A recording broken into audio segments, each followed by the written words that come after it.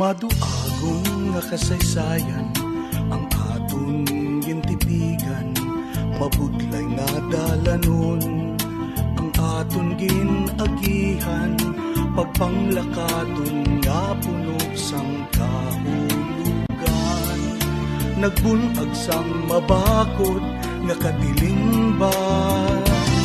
Sa dinagkikati na handong ang binggawan na libon, maratas na malaharon, inubog sang panahon. Binggawan, ikaw ang aron, palanggaon, ako nagalaon sa masanag na malaabuto.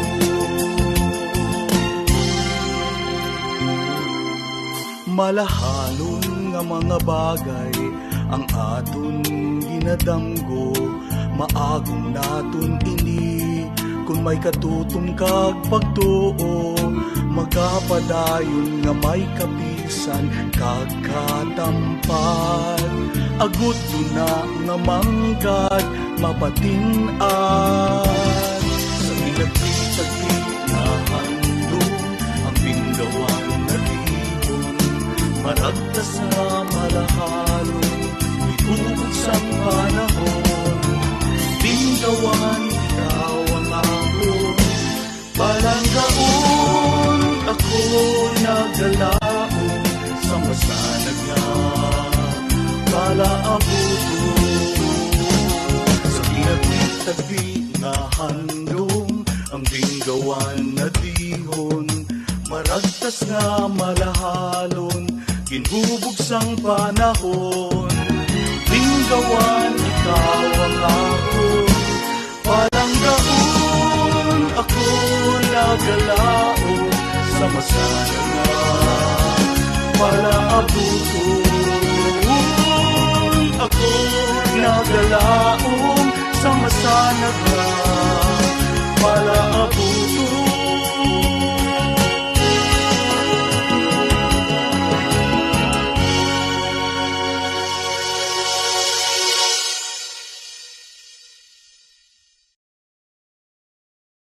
During the last decades of Spanish regime, many Filipinos who fled from Spanish atrocities retreated to remote places to hide. Particular place worthy of note were the hillside of Pinangyana along the creeks of Maldispina and Pinalian. In order to survive, they made farms using the immune system and hunted wild animals for food.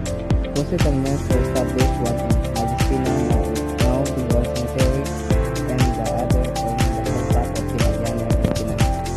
The two settlements wanted to unite and establish a community, so the settlers led by Gregorio Plaga, known as Pacoribot, and insurgent leader surveyed the hilltops.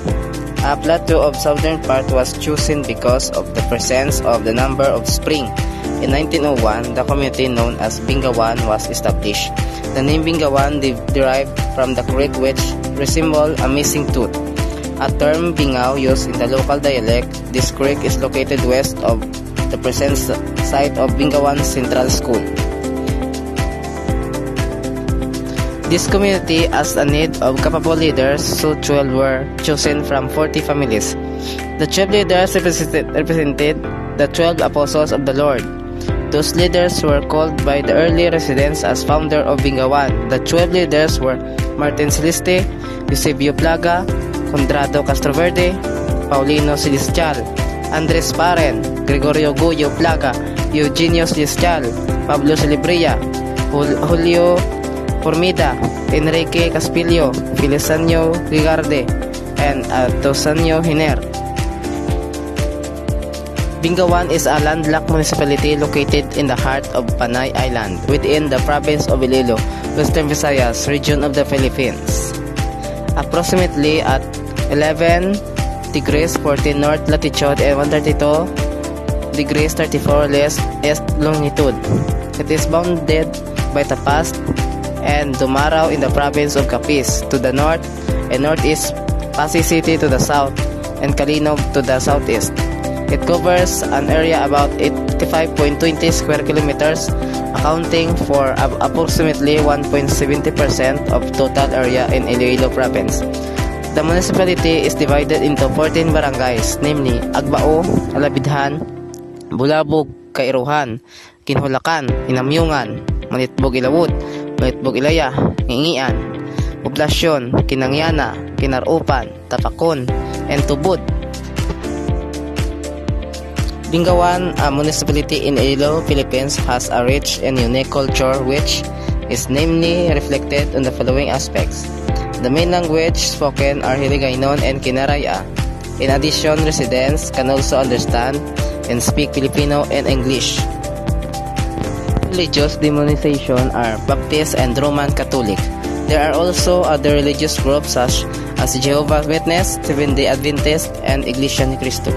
Annual religious fiesta it is held on January 25th every year to celebrate the Convention of St. Paul. During the festival, there are various religious activities, parades, and cultural performance.